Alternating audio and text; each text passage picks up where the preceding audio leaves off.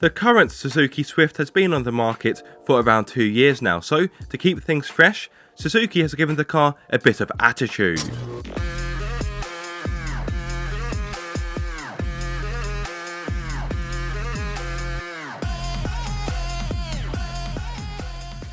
Look, it even says attitude, and you know what? That sticker, it's real carbon fibre.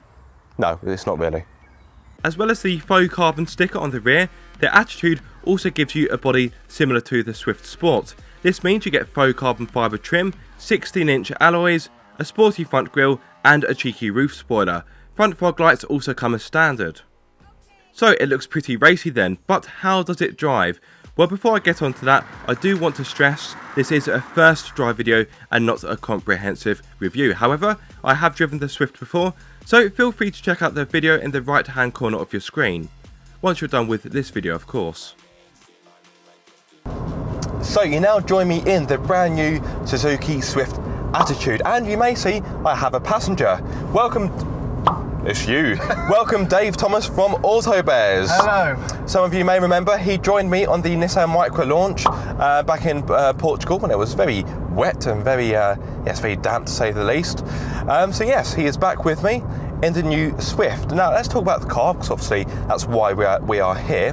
Now underneath the bonnet we have a 1.2 litre naturally aspirated petrol.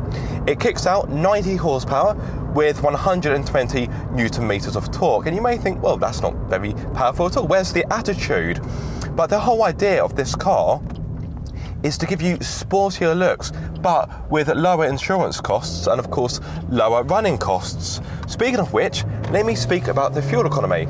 So on a combined run, this engine is good for 51.4 mpg, so it's pretty frugal. And in regards to CO2 emissions, I believe from memory they are 124 grams per kilometre, so this car won't cost you too much to run. So yes, it hasn't got the 1 litre booster jet engine, which I think many buyers would want, but if you do want such an engine, you can of course go out and buy a different Swift. The Attitude is based on the mid-range SZT, meaning you get standard features such as 7-inch touchscreen with DAB radio, Bluetooth navigation and smartphone connectivity, plus you also get daytime running lights, automatic headlights, reversing camera, air conditioning, rear privacy glass and a leather steering wheel. Prices start from £14,599, but at the time of this recording, Suzuki has got an offer which has cut the price by £1,100, meaning the car currently costs £13,499. Cheap as chips. I'm sure you'd agree, Dave, it's pretty good value. It's got everything that you pretty much would need if this was for, like your first car. Yeah, exactly. And I think if you are just past your test, or perhaps you want a cheap runabout, but you want it to look a bit more sporty and a bit more aggressive, then I really think this will be the car for you. And it's made by Suzuki, so it should be reliable as the day is long. And because it's made by Suzuki, it's pretty good fun as well. I'm sure you'll agree. This car is quite enjoyable to drive. Quite enjoyable to drive. Enjoyable. Huh? It is. I mean, even though you've got the sporty exterior, the sporty highlights on there, so you could kind of class this as a Swift Sport Light. So hence why it's got the Attitude trim title to it. It's got the looks. It has got a nice stance about it, but it's got all the kit that you would need. So if you have just passed your test, as Aaron has just said, or perhaps you're looking for your first new car, I think this is definitely one of those you would want to consider. And if you look at something like a Ford Fiesta, sometimes with the engines available, they can be quite expensive. So Suzuki have made a good choice in having the lower powered engine in here, because running costs in this day and age, they are very important when choosing a new vehicle. Exactly. And just to go back to the insurance group, this car has got an insurance group of 25D, so it shouldn't cost you too much to get covered, which is really the whole point of this car. Now, Dave made a very good comment a few moments ago that this is like a Suzuki Swift Sport Light, which it is, but don't think that you get any firmer suspension. So the suspension is actually quite supple. That was a big surprise. Yes, it's very agreeable, and I must admit it has been quite some time since I've driven a standard Swift, but this feels a bit more supple than what I remember. Yes, and where we've been driving is in the New Forest, so some of the roads have been very pleasant and smooth to drive on, others not so much. There's really been a good test of how the attitude has been on a variety of road surfaces, and we are both pleasantly surprised by the ride comfort. It feels, even with all the sporty exterior bits, the 16-inch alloy wheels, it's just got the nice bit of compliancy to drive about. Yes, if you go over a really bad surface, you're going to feel those little bumps and imperfections come through, but it deals with the majority of what you'll deal with day to day absolutely brilliantly. And that's a huge surprise that both me and Aaron have found. Yeah, refinement is pretty good as well. Now, of course, this is no Rolls Royce, but on the motorway, we've been able to hold a conversation without shouting at each other. Our ears haven't bled from the noise. Yes, you do get a bit of road noise, but that's to be expected. But the rest is pretty agreeable. Now, going down here at around 40 miles per hour, there is some tyre noise entering the cabin. It is noticeable, but I don't know about you, I wouldn't call it deafening.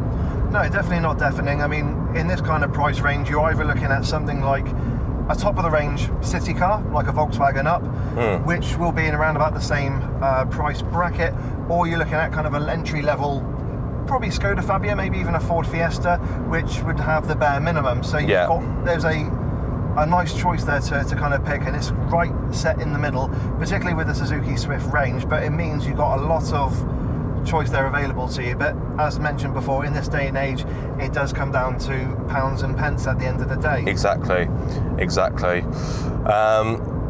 Apart from the outside trim, so you get the 16-inch alloys, you get the carbon effect details, front fog lamps and the rear spoiler. Apart from that, the rest of the car is very much standard Swift, which means you get a car that's good value, it won't cost you the earth to run, but it still offers a good amount of fun. What about the practical elements of the Attitude? Well, it is the same as the standard car, meaning you get a boot that's bigger than the previous generation of the Swift, but with a capacity of 265 litres. It is smaller than the Ford Fiesta and the Vauxhall Corsa. Space in the rear is also a bit tight, but it is around the same as what you get from a Ford Fiesta, and it is worth noting I am 6'2", so I am of course a taller chap. Now, mated to the engine, we have a 5-speed manual gearbox, which the change is pretty nice, it's quite pleasant, it's quite snappy.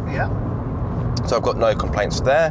The steering, it's got a good weight to it, maybe a little bit light for me, but I must admit, as you guys may know, I like quite a heavy steering setup, so I'm probably not always the best judge when it comes to steering weight, but like other Swifts, this is good fun in the corners. It handles well, it's not much in the way of body roll, and it is an enjoyable car. It is. There's a good amount of feedback through the steering as well. That's a nice surprise to have in a car like this. But it's a point to note as well with the Swift, it weighs less than a ton. So even with that lower powered engine and with the steering, it does mean you've actually got a fun car to drive. You're not going to feel as though every journey is going to be quite arduous. The steering is responsive, and because of that light weight, when you put your foot down, yes, you can tell there's no turbo, underneath the bonnet, but it is responsive, and it does actually help with, especially when pulling away from junctions, just help you getting away and getting up to speed quickly. Yes, and I think it's quite easy to look at this engine on paper and go, oh, it's underpowered, it won't be much fun.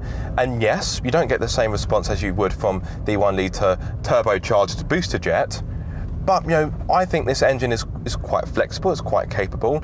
Yes, when you get to a hill, you will need to change down. You will need to change down into another gear because the car will struggle a bit. But as Dave said, this is a light car. This weighs, I believe it's 980 kilograms.